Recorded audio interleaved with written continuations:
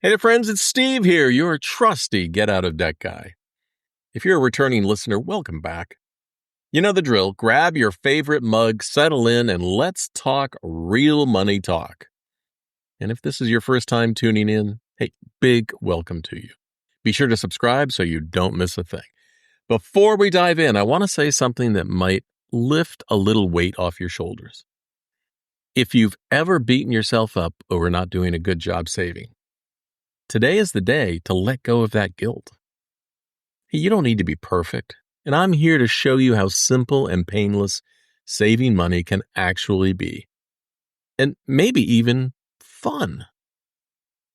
And even if you're knee-deep in debt, barely making ends meet, this message is still for you, because at some point, damn it, you have to put yourself first, because no one else is going to do it for you. Let's be honest, saving money sounds like a noble quest, right? Kind of like slaying dragons or eating more vegetables.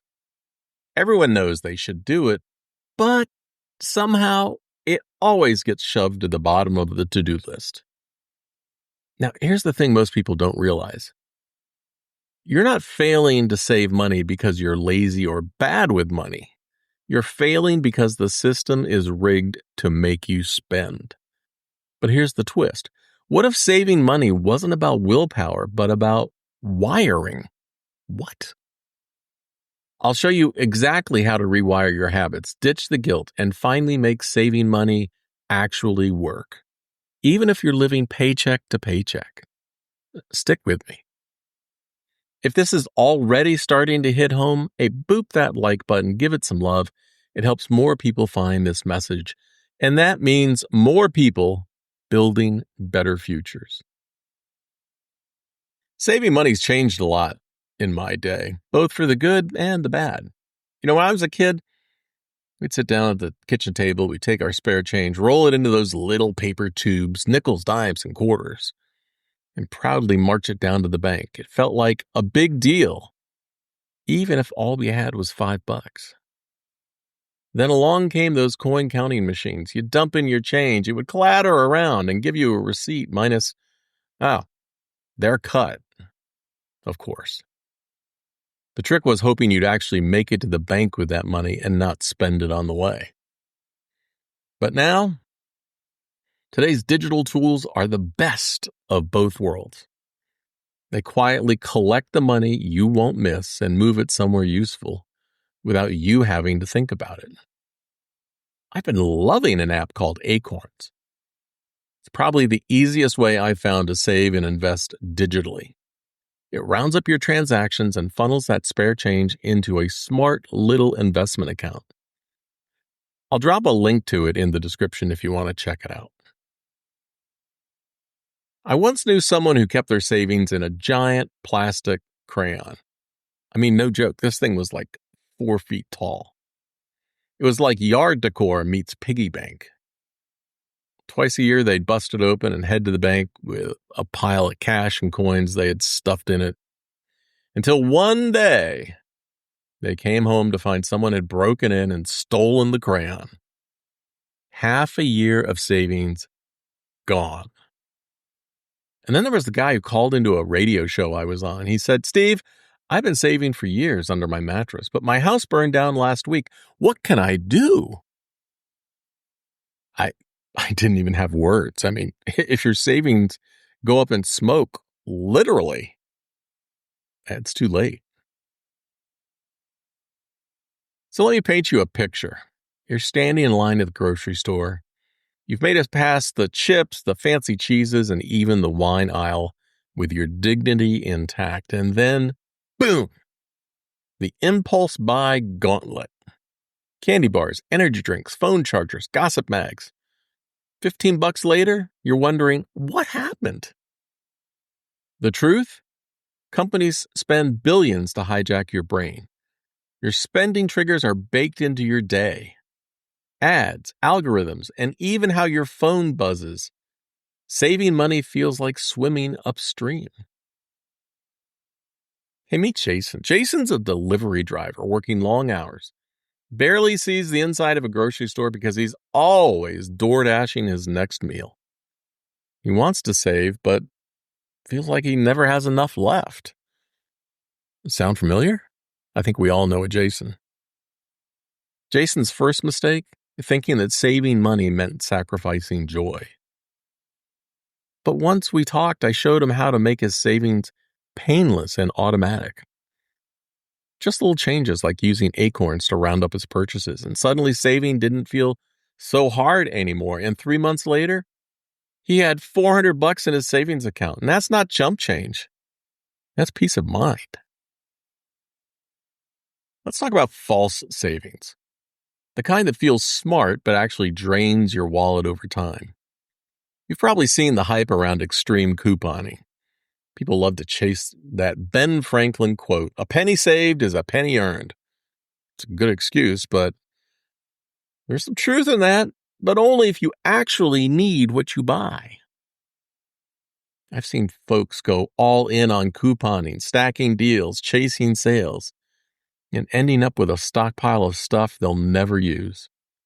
Expired groceries, 5 kinds of mustard, and a closet full of shampoo. Honestly, that's not saving. That's just clutter with a receipt. I think that fad's passed because, I don't really see people cruising the aisles in the grocery stores anymore with those massive coupon binders. I guess they moved on to whatever the next ineffective trend is. But here's the thing. Actually saving money isn't a fad.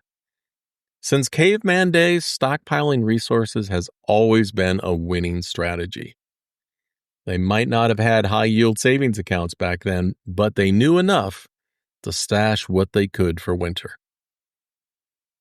And yet today, most Americans aren't doing that. According to the U.S. Bureau of Economic Analysis, the average personal savings rate is now under 5%. That means the majority of people aren't even saving a nickel for every dollar they earn. If you are serious about building real money in the bank, let's cut out the middleman, get rid of the coupons, and just get to savings. You don't need to hunt for artificial wins. You need a system that saves automatically and sticks. Saving isn't about cutting out everything you love. It's about taking the thinking out of saving. Here's how to do it. Number 1, set up automatic transfers. Hey, even $5 or $10 a week adds up a lot. Number 2, use an app like Acorns that rounds up your purchases and stashes the difference in an investment account. I love it. Number 3, label your savings account something meaningful like Freedom Fund or Beach Escape. Hey, psychology matters. And because your money moves before you do, you don't miss what you don't see. All right, here's my 60-second survival plan. Grab a pen, scribble it on the back of that unpaid bill sitting on your desk. No judgment. But here we go. 1, open a separate savings account. Online banks usually give you better interest and fewer temptations, including the Acorns app allows you to open an account that pays you interest. Number 2, set up $10 a week auto transfer. If that feels like too much, start with 5. The amount matters less than the habit. Number 3, download the Acorns app. This is a stupid, simple way to both save and invest your spare change. It rounds up your transactions and drops the difference into an account that grows over time.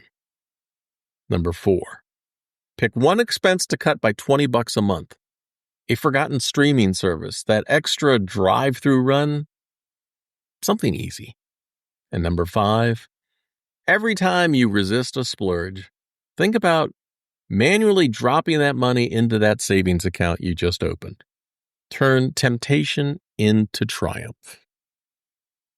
And the best part, most of this is all on autopilot. And since I'm a pilot, let me just say, nothing beats letting a smart system fly the plane while you enjoy the ride. If you haven't been saving, the best time to start is today. Look, I don't care what age you are.